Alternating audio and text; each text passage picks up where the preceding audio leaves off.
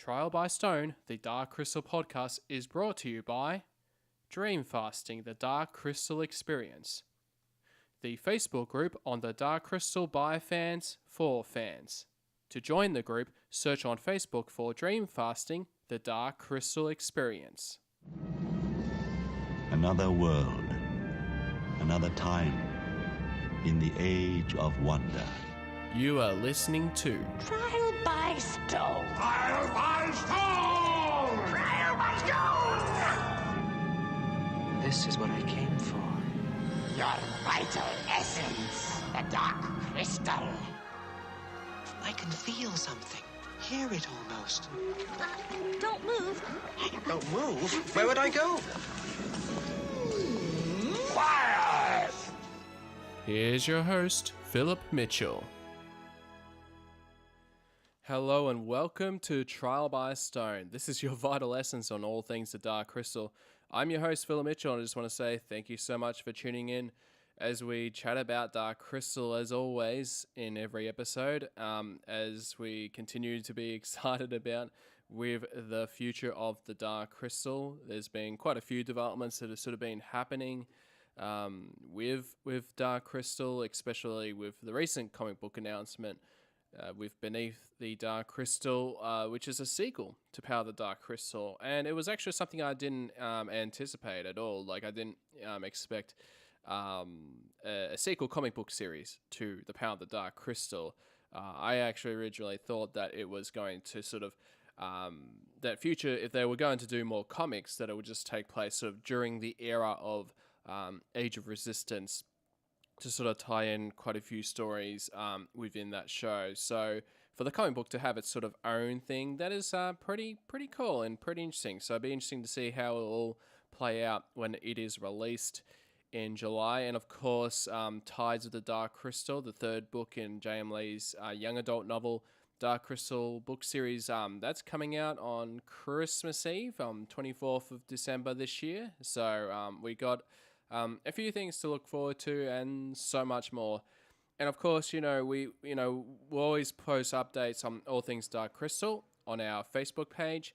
So check that out at facebook.com/Dark Crystal Podcast. And we're also on Patreon as well. So if you want to help support the show, where I'll put early access or, put episodes of the show way in advance before before everyone else gets to listen to it.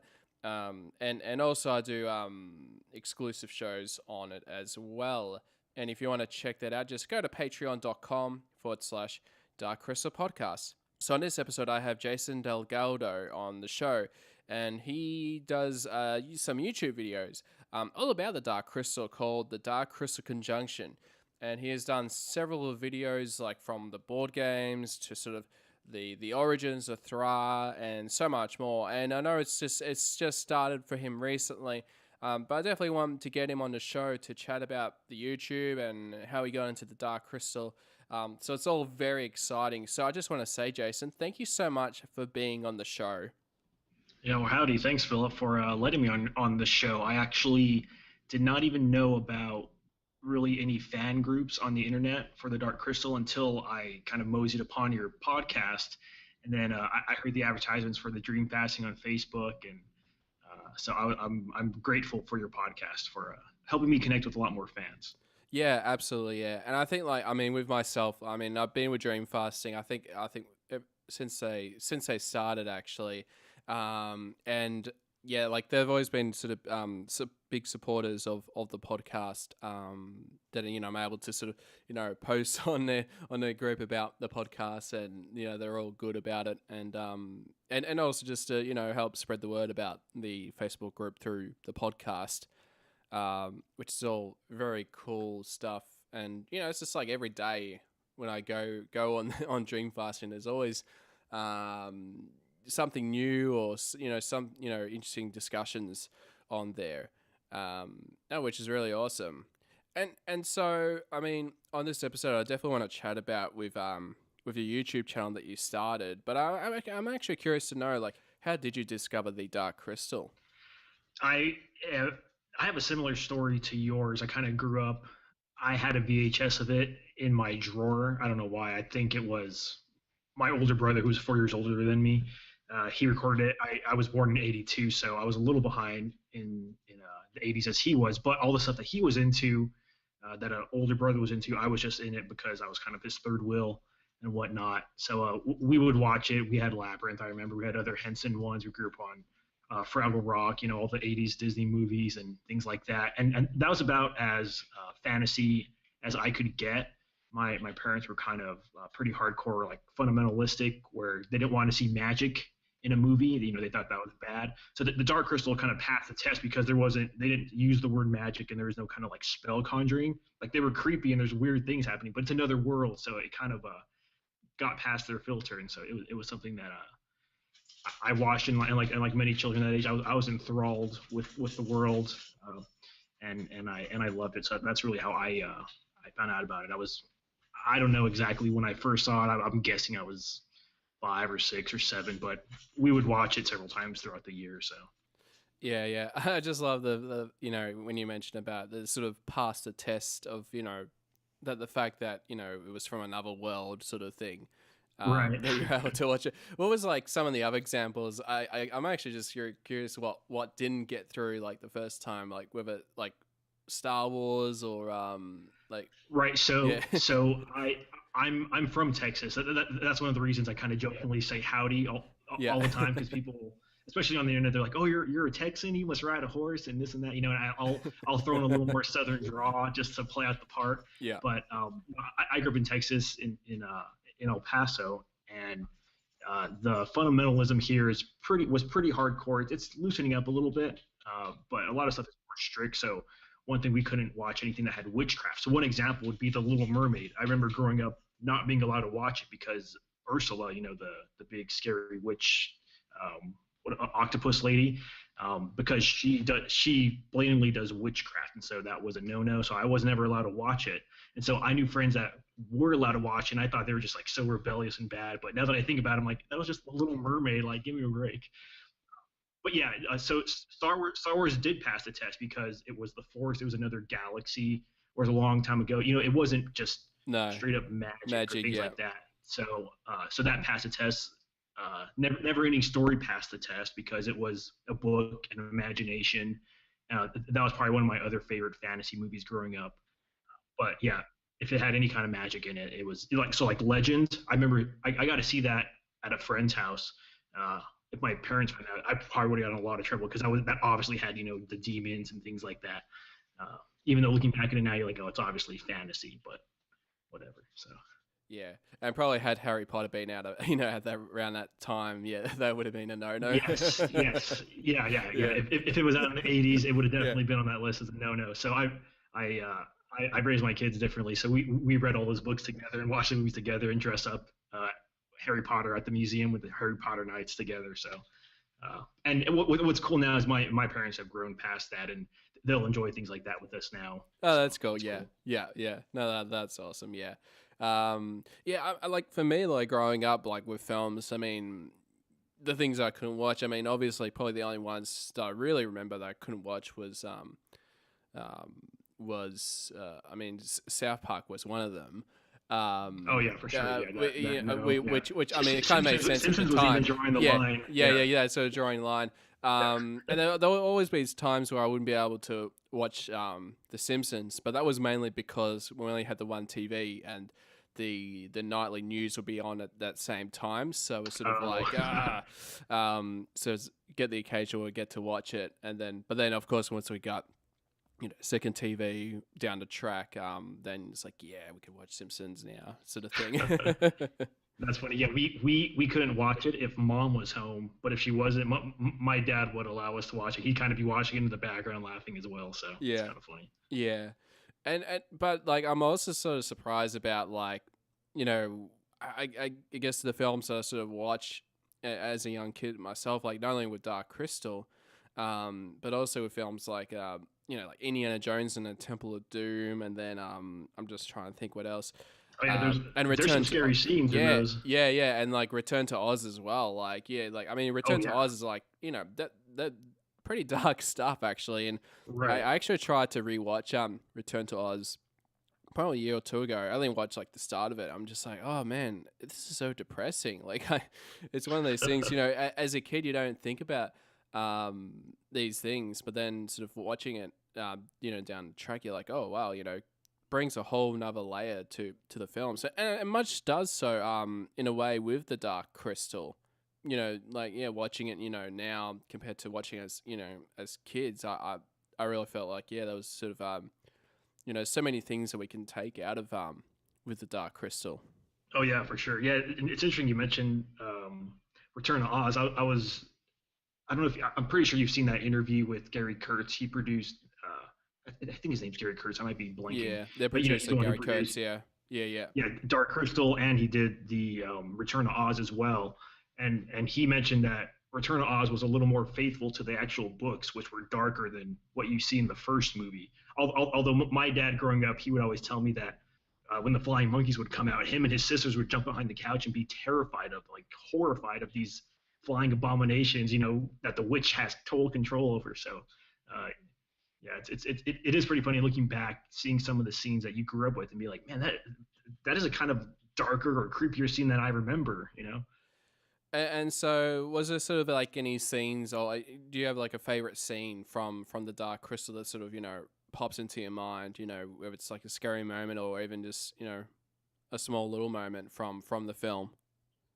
Yeah, it's definitely the scene where the Emperor kind of just degrades, just falls apart during the Emperor's death. Like that part, I remember it as a child. I remember being like enthralled. It was kind of like when you're driving and you see an accident, you need to be driving, but you're kind of just staring, you kind of rubbernecking, you're like, you can't not look at that horrible accident that just happened. Like that's what it was. It was just this gross bad guy. Skeksis has just died, and it's gruesome and weird. It's kind of like when Chamberlain's getting stripped as well. Like you're kind of like wincing, but you're peeking and being like, what? This is so otherly. Like, what is that? And one of the reasons I love that scene, even still to this day, is I know I could probably look up like how they did it, but I kind of not knowing how they did it, because everything in Dark Crystal, as you know, is practical effects. So it's so cool to me how when I watched it recently with my kids, they watched it years ago. They were a lot younger. Now they're like 9 and 11 or 8 and 11. So rewatching it with them, they look at it and they're enthralled by kind of the same things I was like, wow, how did they do that? How did that happen? Because they're aware that it's not computers. Because nowadays it's like, oh, computers, you can do anything. Nothing's really that impressive. But they'll watch it and be like, that is such a cool thing. But another reason I love that scene is throughout the 90s, I remember growing up wanting to work kind of behind the scene in films and doing effects like that. Because did you ever see that show? It came out on the Discovery Channel. It was called Movie Magic. I think the name might probably ring a bell, but I don't think I've actually ever seen it. Yeah. I think there was just a couple seasons, and I remember I had like soccer games on Saturdays, and that was the day it came out. So I'd set the VCR to record, and I would rewatch those over and over because they would go through the details of how they made like Dark Crystal's in it, Labyrinth's in it, Willow's in it. They would show you how they do those effects and all the behind the scenes stuff that you now get on DVDs. The kind of the making of the movie. It was all that except for the real special effects and monster gore and the mask and things like that. And it still impresses me, obviously, the artisanship of Dark Crystal. That's one of the reasons I still love it. And as you know, it's been the kind of creative muse for a lot of people, and you can totally still see why. The movie kind of fell off for me I got married early, like 2000s, and I went to school and things like that. I got really busy with life, and I kind of forgot about Dark Crystal and Labyrinth and Neverending Story, a lot of these movies I grew up with. And within the last 10 years, I've kind of started rewatching them and falling in love with them again, kind of with new eyes, but still that same kind of child heart that those movies you kind of grew up on. So all that to say, yeah, that Emperor scene's my favorite. Yeah. That was sort of same thing with myself. I mean, I think, there was a time probably later in primary school, even through high school, that I sort of, didn't think much of the Dark Crystal. Just didn't watch it as much as what I used to as a kid. Around the 5-year-old, the 5-year-old me that probably would have watched it hundreds of times.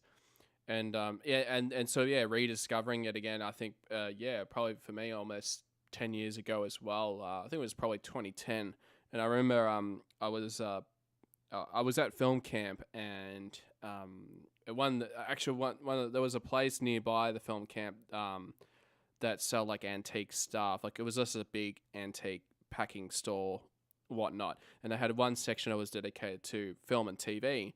And they have a huge collection of these movie posters.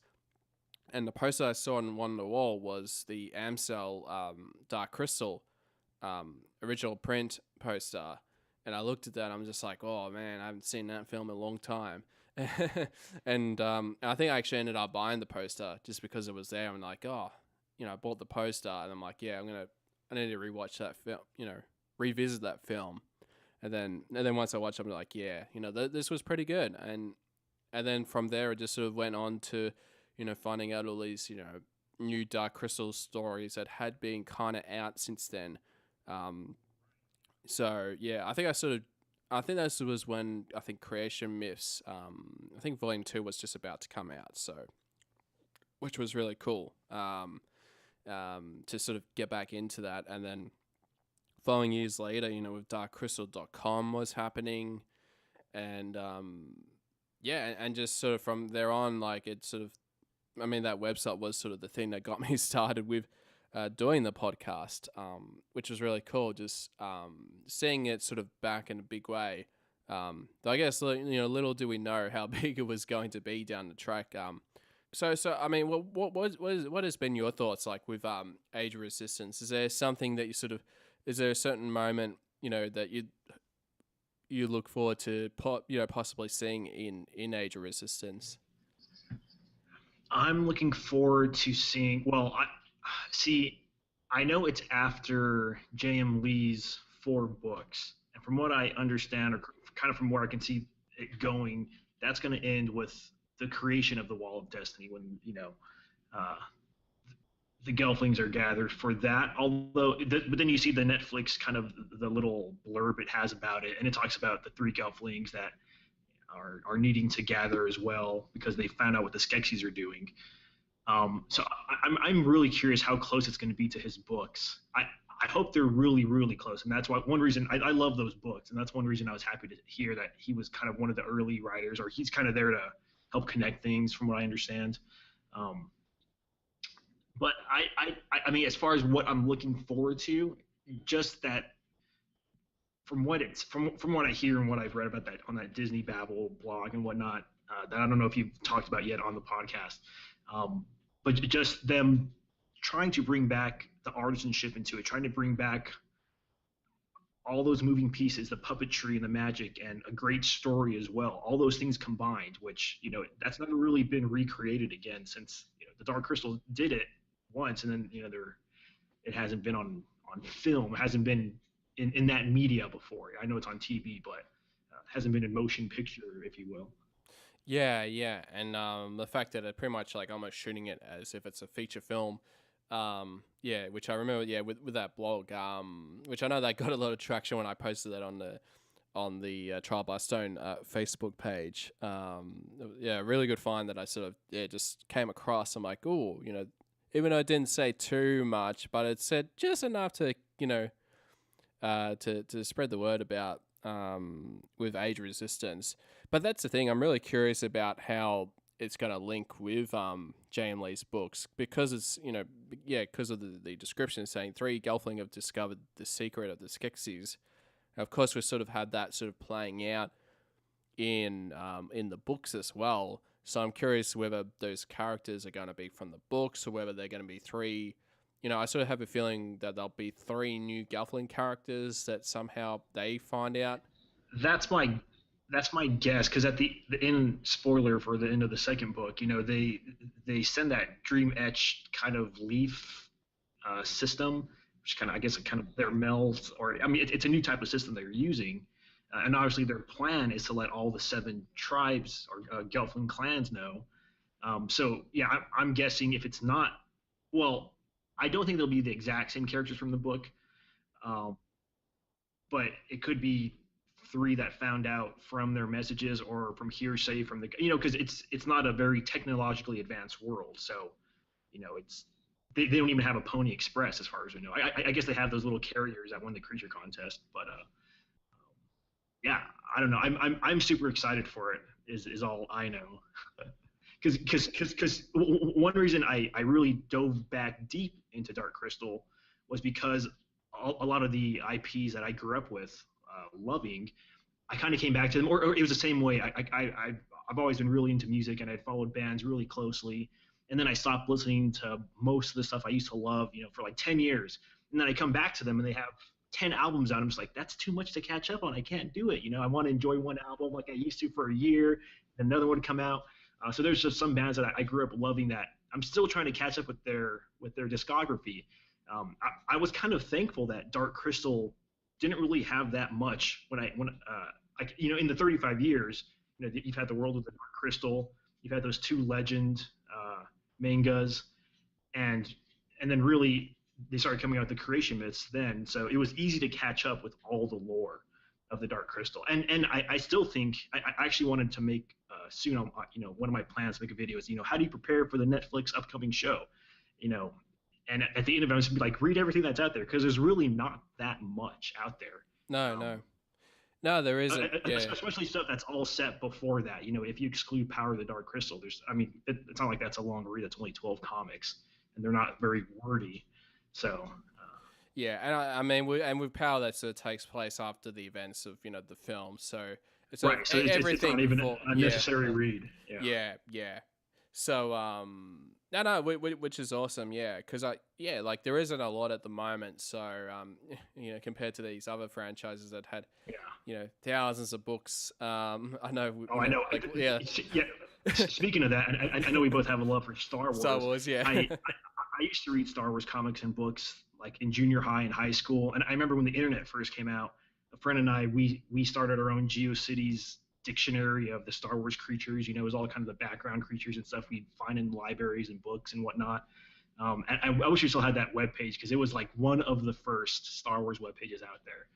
We made it in Notepad and HTML and all that stuff. But when I kind of got back into, my kids are growing up, I'm like, oh, we need to find some good shows to watch. I go, hey, let's check out Star Wars again. And I'm just like, there is so much, I've missed so much. There's no way I'm catching up. And then Disney bought them, and everything kind of got, put into Legends. I was like, okay, I can start here now and keep up with it. And I have since. I read all the comics and books, and we watch all the cartoons and all that stuff. So. Yeah. Like, I mean, with Star Wars, I've sort of been getting into I get into the comics and comics are some of my favorite Star Wars stories, especially the Darth Vader series. Oh, Darth Vader is so good. So sick, dude. Yeah, even especially the newest one. The newest one, yeah. I think I'm a couple issues behind, because I get them through a subscription platform. I think through Marvel. So it's like, the problem with the issues is sort of I don't get them probably till a month after they've been release. By that time all the YouTube videos are out about them. Yeah, exactly. Yeah. And I mean, I was sort of lucky that most of the Star Wars sites that I usually go check out, they don't really they don't post too much about the comics. I mean, if they do, it's mainly just reviews. I could just I could just skip that. You just skip, yeah. Yeah, I remember very early on they were sort of all over it. Had some spoiled sort of topics and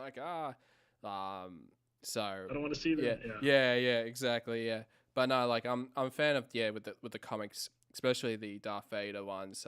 I mean, for any listeners, I know we sort of detoured into Star Wars, but if you ever get a chance to check out like the Star Wars comics, probably the Darth Vader ones are probably the ones to go for.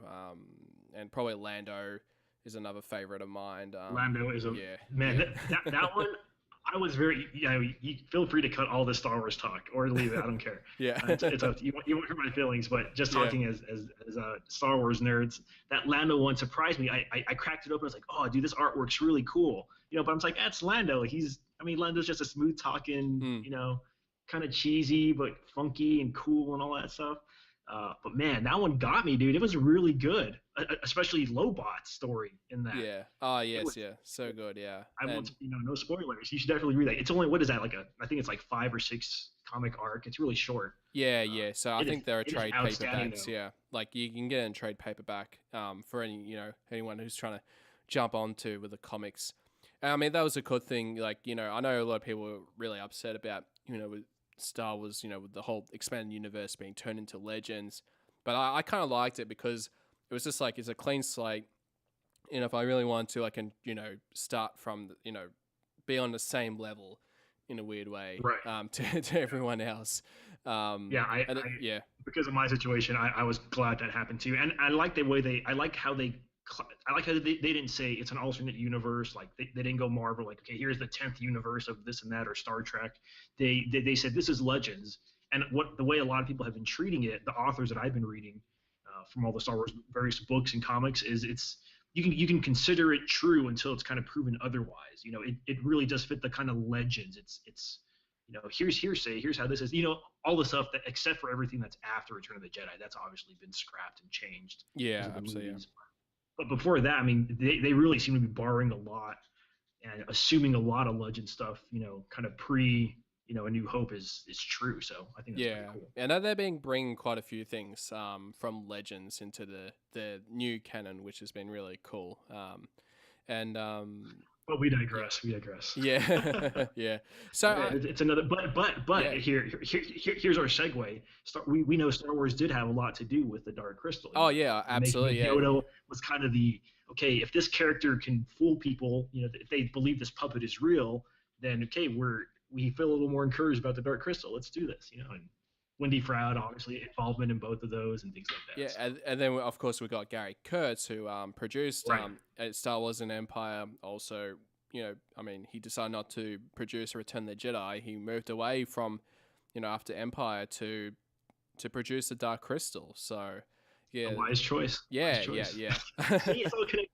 We could fit it all in. It's great. Yeah, exactly. Yeah, so it all connects. So even though a bit of a detour, but I think I mean.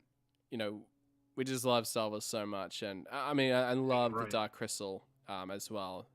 So 80s sci-fi and fantasy, dude, was the best. Like the 80s sci-fi and fantasy, it's just so good. Okay, one more Star Wars reference to Dark Crystal. Yeah, go ahead. During the Canto Bight scene, the very first time I saw Star Wars Last Jedi, and they're in Canto Bight, and there's tons of aliens, like so much.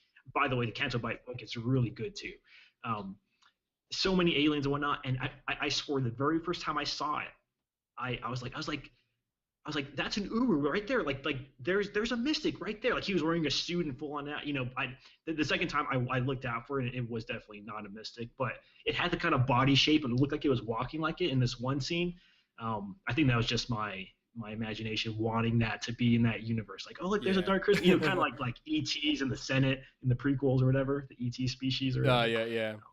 I love. But anyways, I love like the caretakers characters on Ahch-To. They sort of remind me a little bit of the Mystics a little bit, like with the design. And I think I remember even I think in the Force Awakens, I think that first on-set video of JJ and this other character, I've forgotten who it was, that people always compared, like.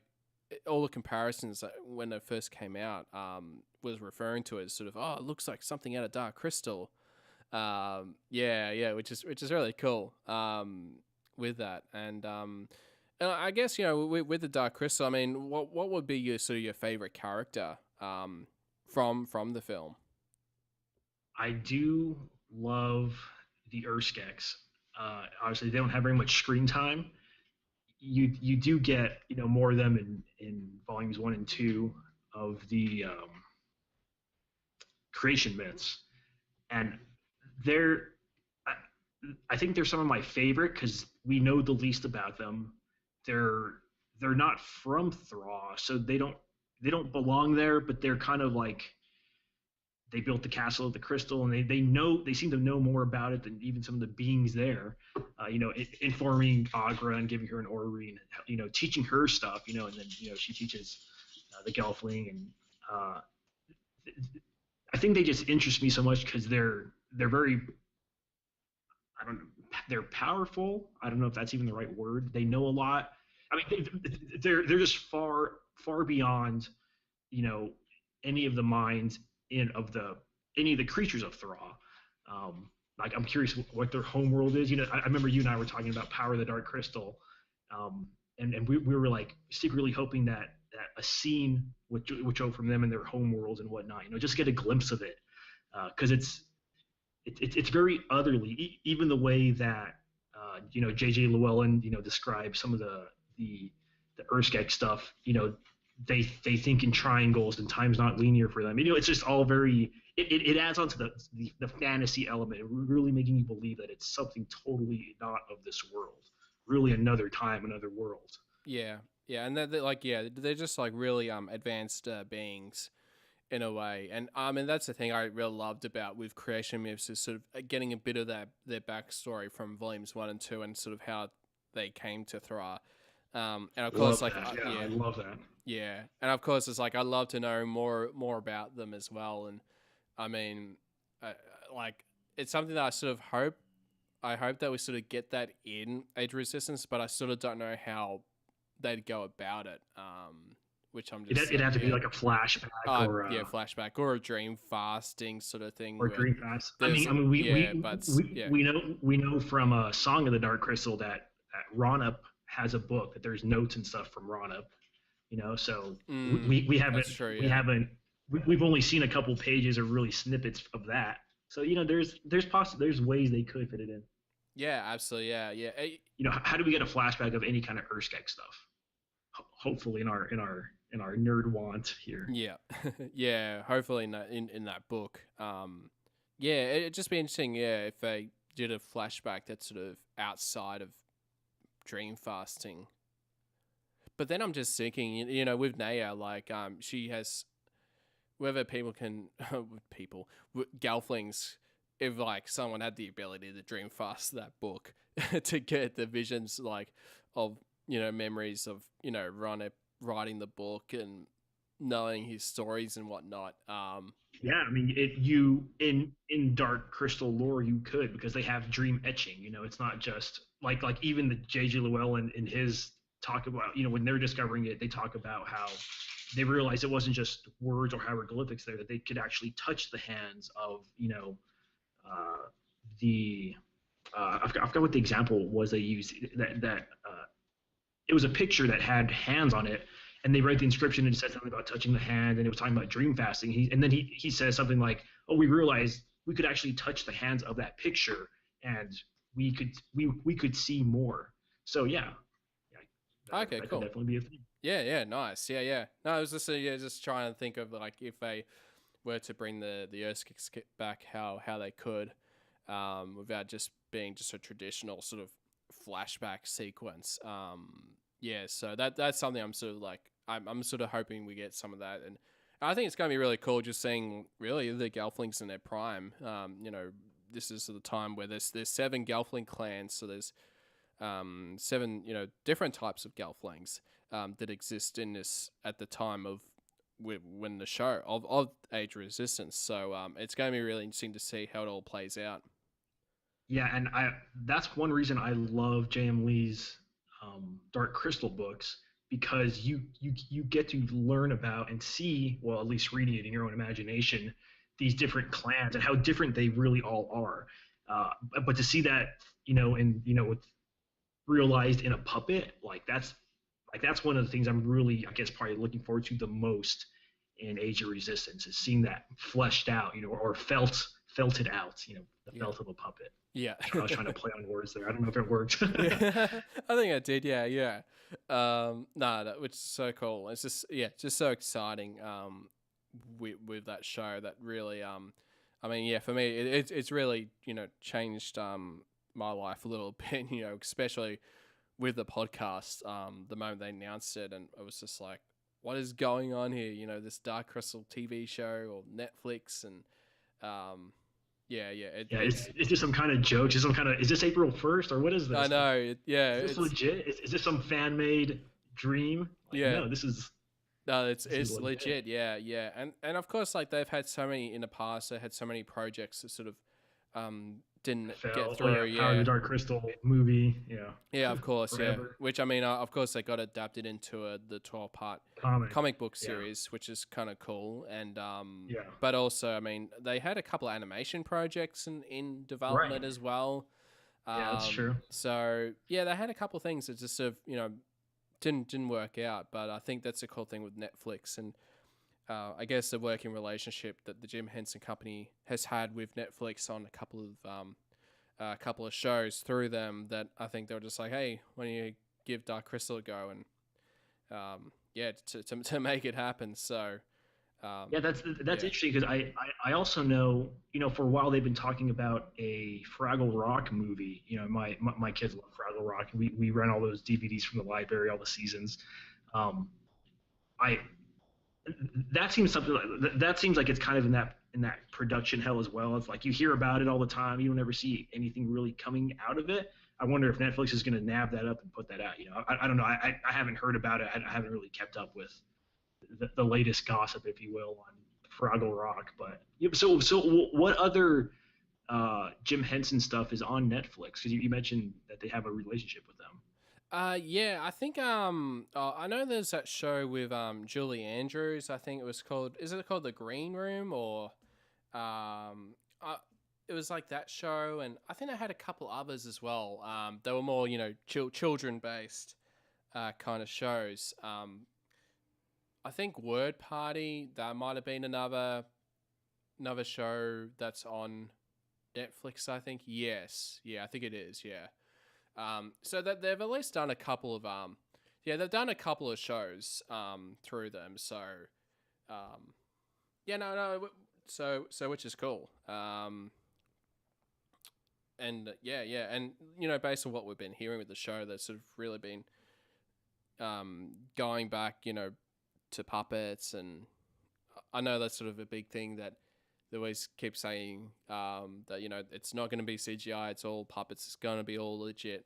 They're building sets and just yeah.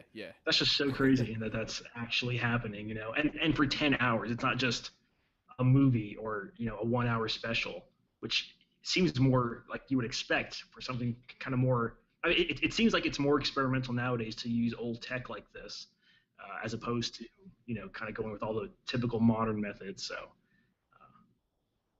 hey, I'm glad Netflix is taking the gamble, and I think it'll be a good gamble for them. I think so. Yeah. I hope it'll pull through, and I mean, and the potential for if they wanted to do a season 2, which I think I recall when I was chatting to James Reedy, who met with the Frouds a couple of months back, and I think he mentioned I think he mentioned about the Frouds sort of saying that that there is potential to leave it open for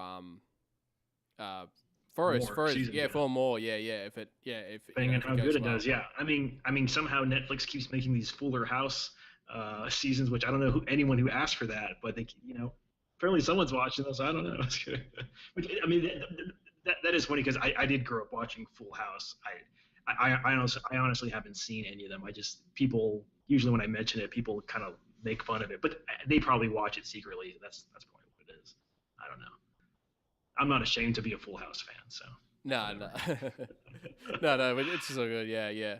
No, it's awesome stuff, and I guess like with the Dark Crystal, I mean, you actually started your own sort of YouTube channel, all about the Dark Crystal, called the Dark Crystal Conjunction, and I was actually curious about how it all happened, to get that started, for you.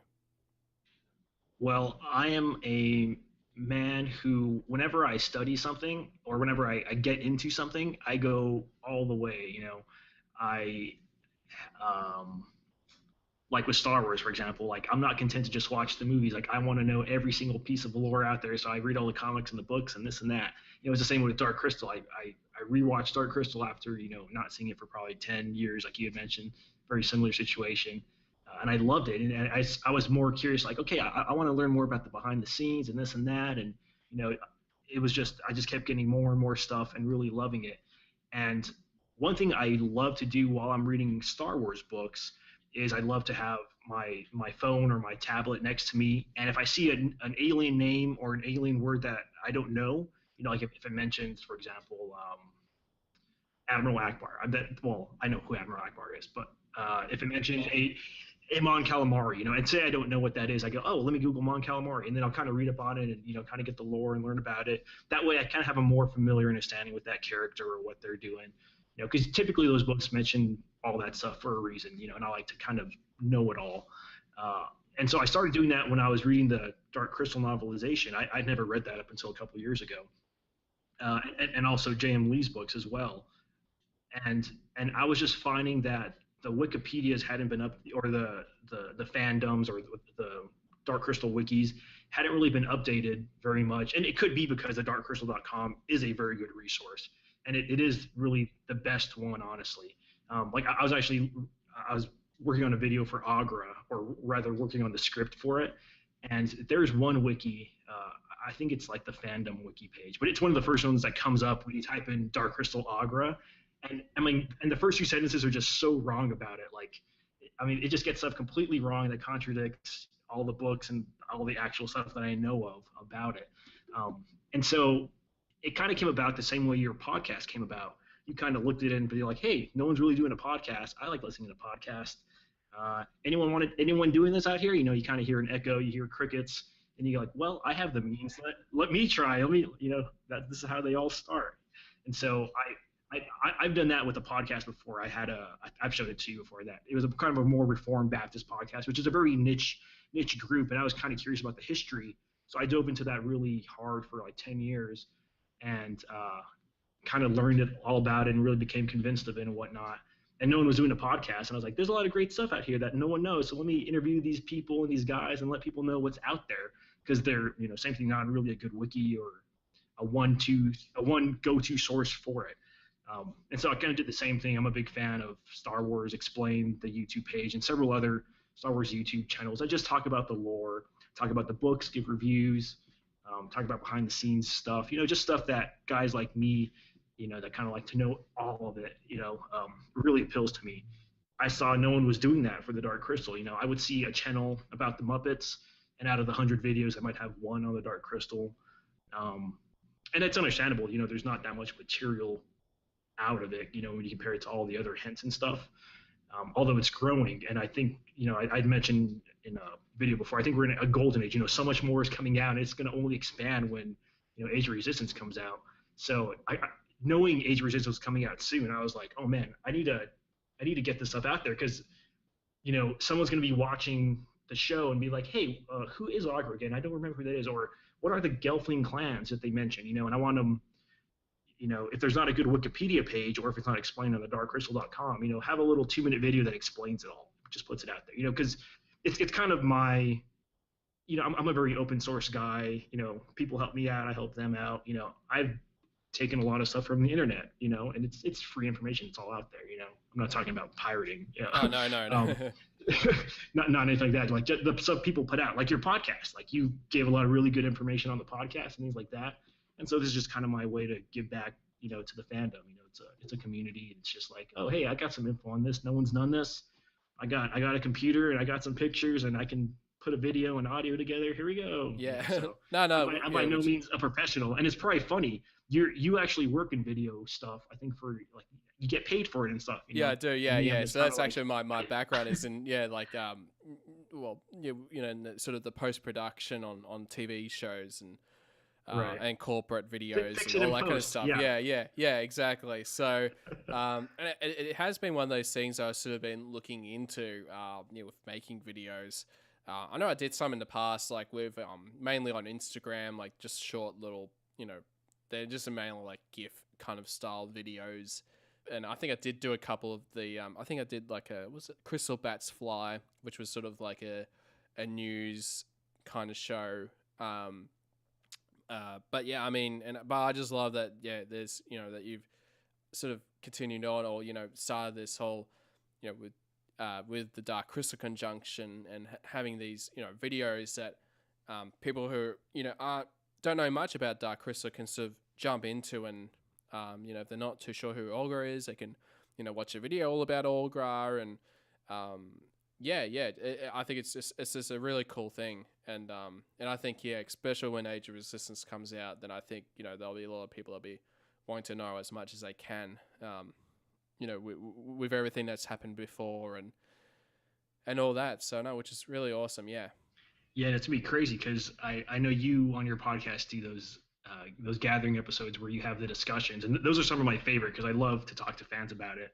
That's one reason I hadn't been on Facebook in like 10 years or whatever, but after I heard your podcast and that all y'all talking about the books and this and that, I was like, I don't really know anyone in person, that has the same level of fandom as I do on the Dark Crystal in particular. I have a couple buddies that are pretty hardcore into Star Wars like I am, so that helps to get that nerdum out with them or to discuss all those things.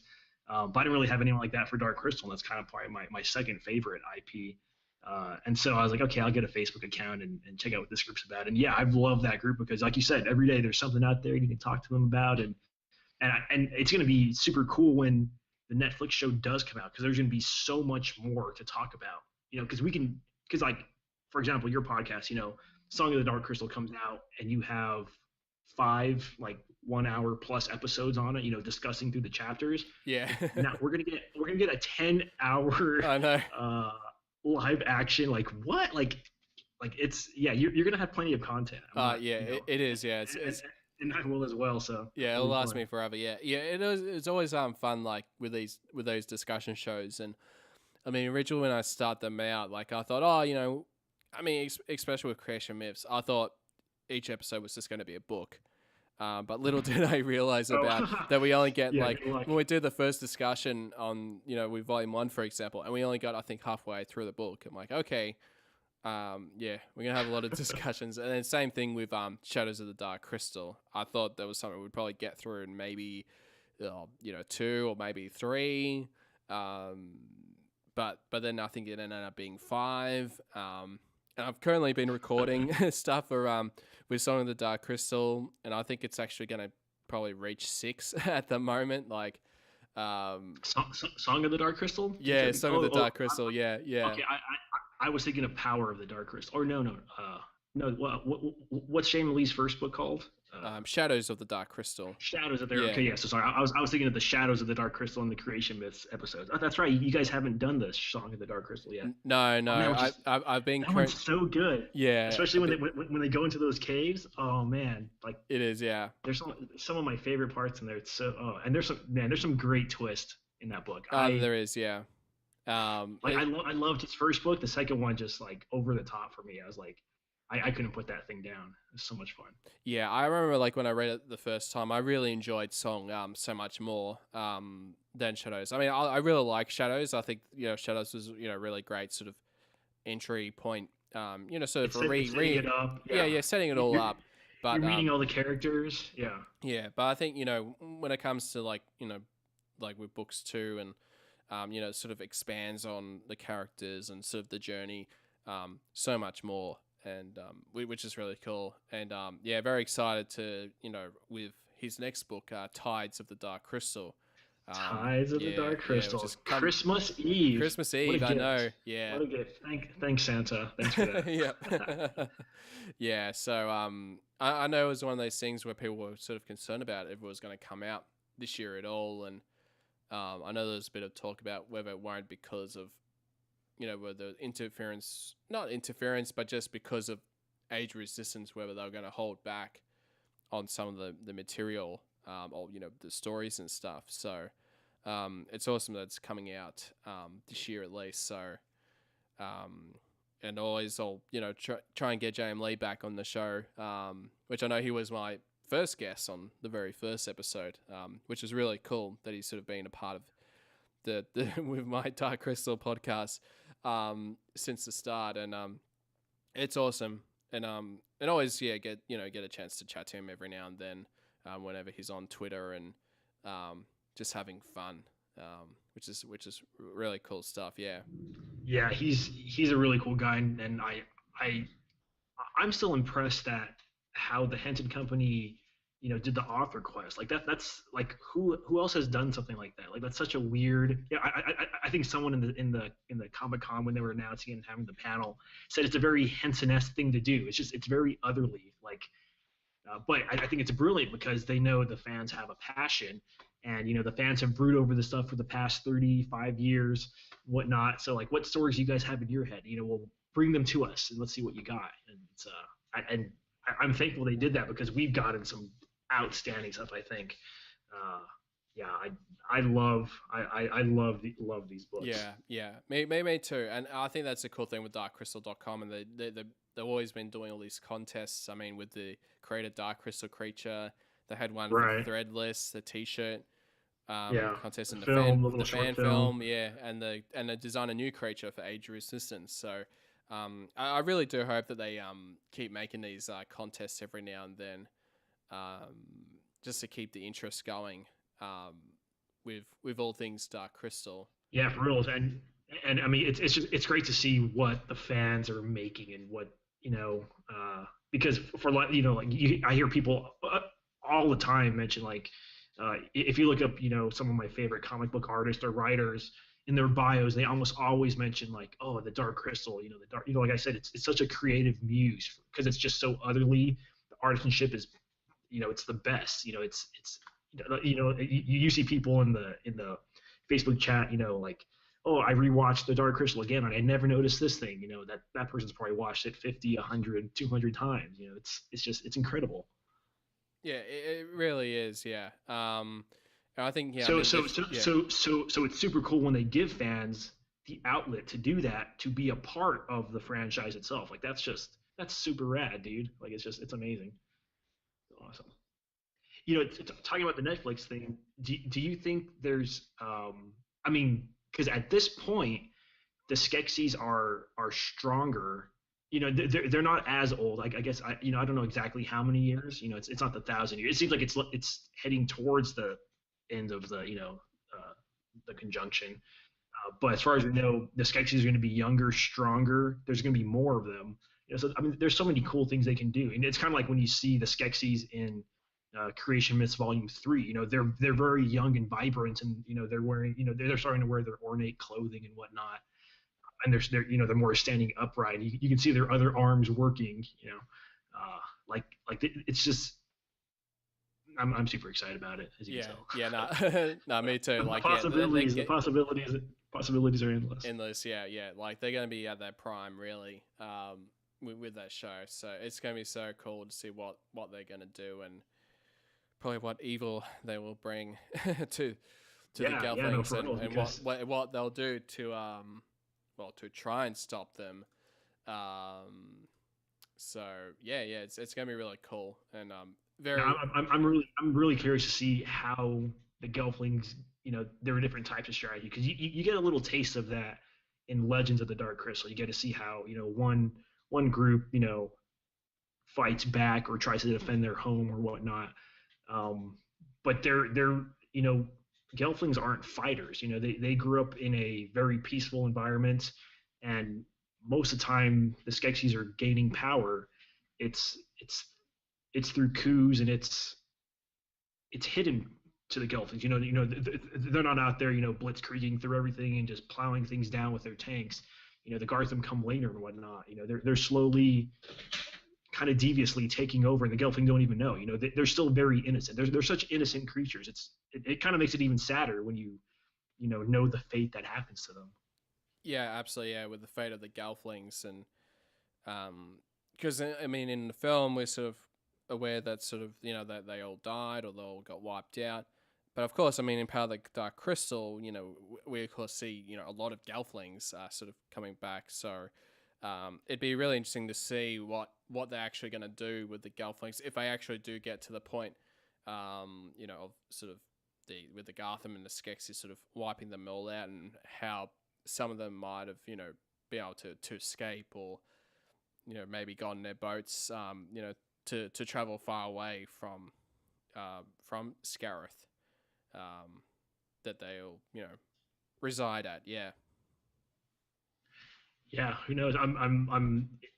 I think J.M. Lee's books, after I do hope the fourth one comes out before the Netflix series, because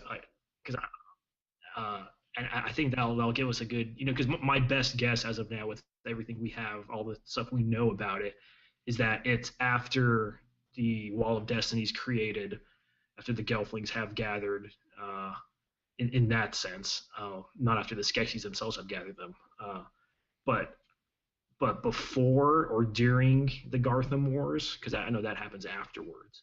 So kind of curious to see if that it seems like the little blurb on Netflix, it's before the Gartham Wars actually happen. Like they're just finding out what's happening. So it could be set during the same time as James Lee's novels, just in a different. I mean, because Thraw is big, and we only know a kind of a fraction of Thrawn. Really, in the books, we've only seen 3 locations still, or 4 locations. Like there's still a lot more of Thrawn to explore.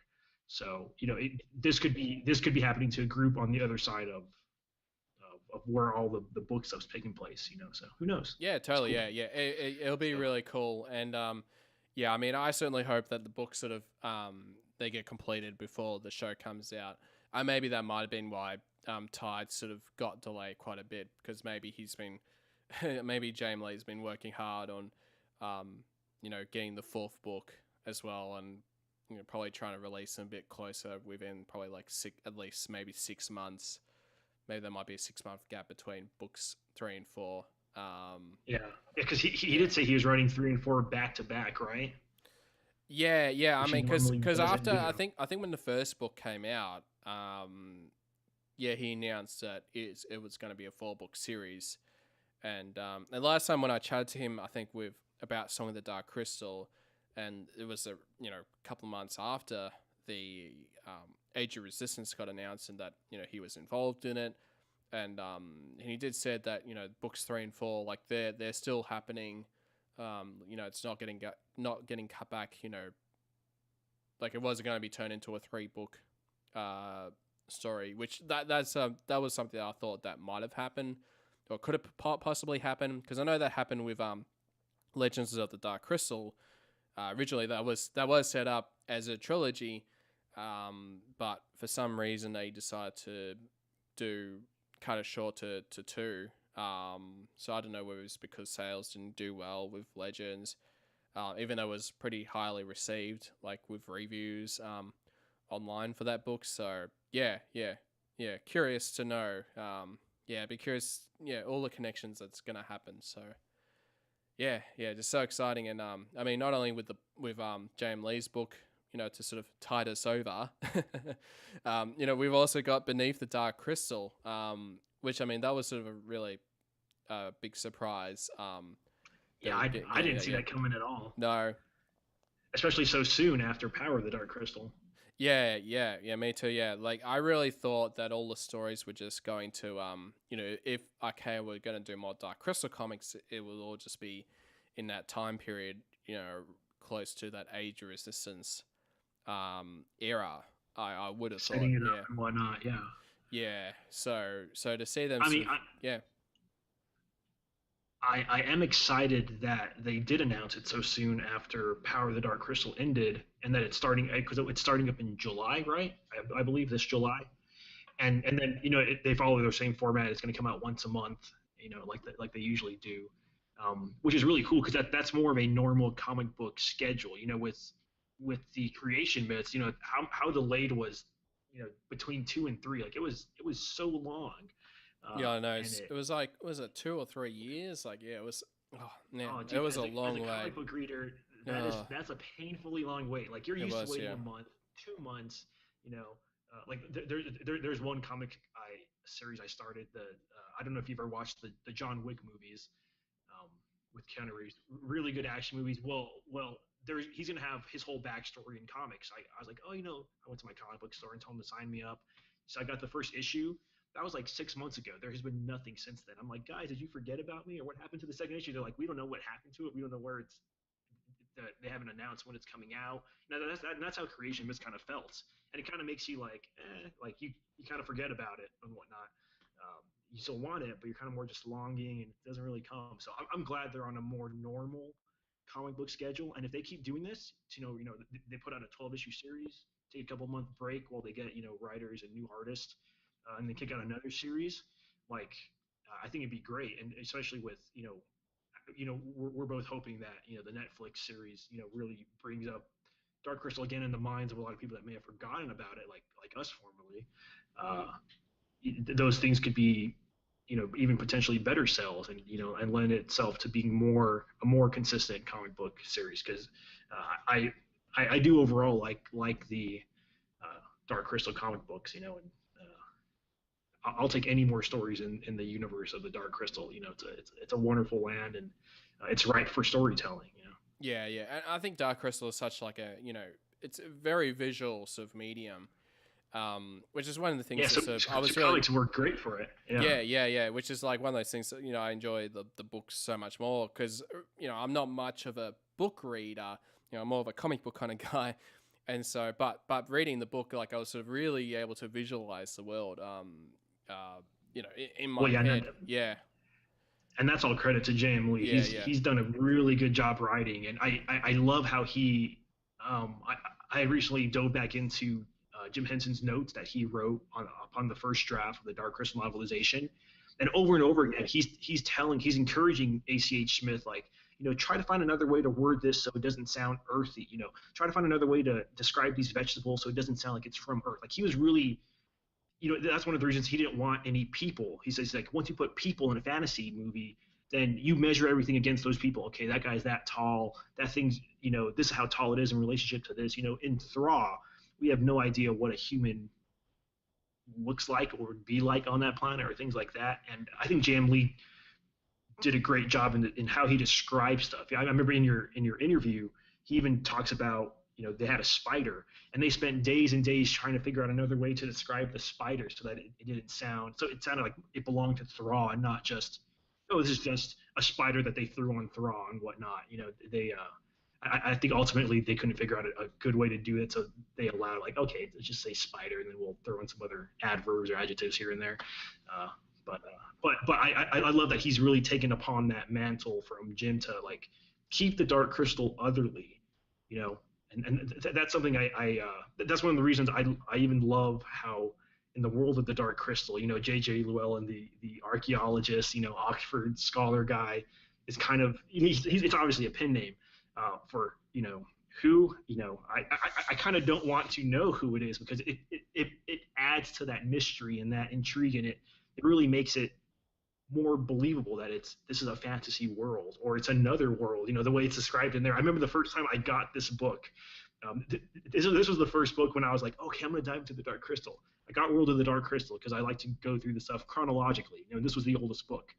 And so I got it, and I opened it up, and I was so confused, because I was like, wait, does this guy believe this is real? Or wait, what is this? Like, wait, the Wall of Destiny, like, and the pictures look like archaeology pictures, and it totally threw me for a loop. And it which I'm sure that was some of the purpose behind it, why they did it like that.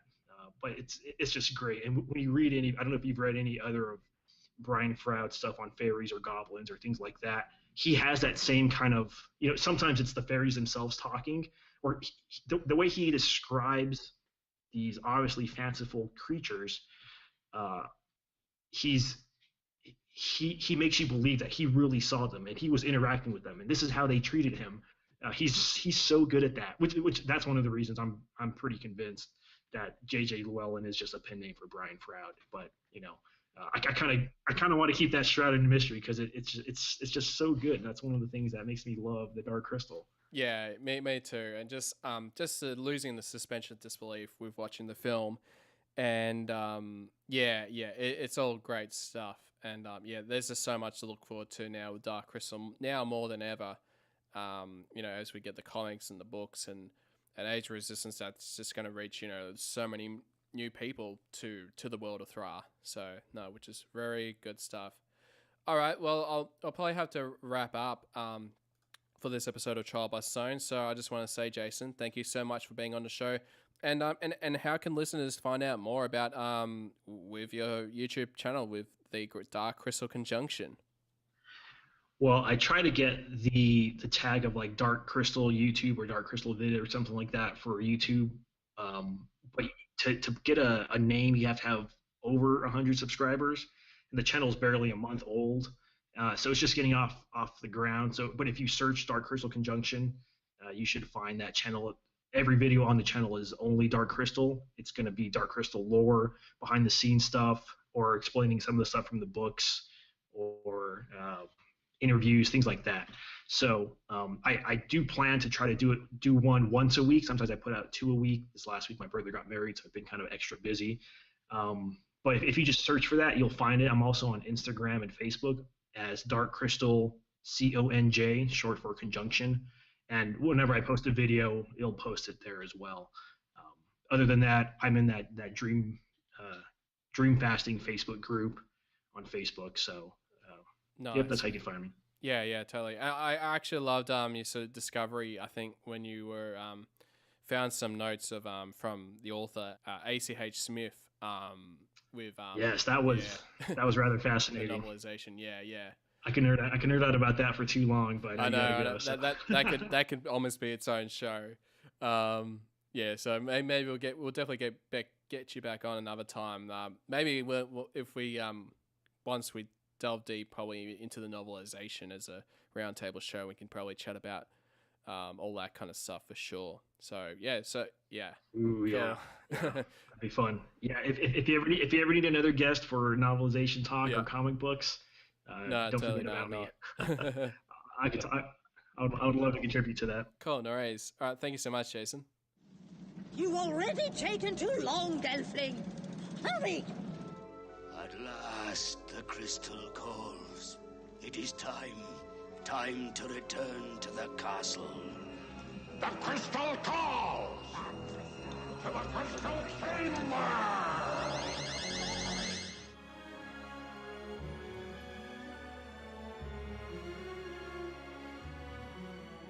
Now that's all the time I have for this episode of Trial by Stone. If you'd like to get in contact with the show, you can do so at darkcrystalpodcast@gmail.com. You can find us on Facebook at facebook.com/darkcrystalpodcast. You can check us out on Twitter at darkcrystalpod. We're also on Instagram at darkcrystalpodcast. We also have a Patreon campaign happening with the podcast. You can check that out at patreon.com/darkcrystalpodcast. And if you can give us a review on Facebook or on iTunes, that'd be greatly appreciated. I hope you all enjoyed the show and come back next time for more Trial by Stone.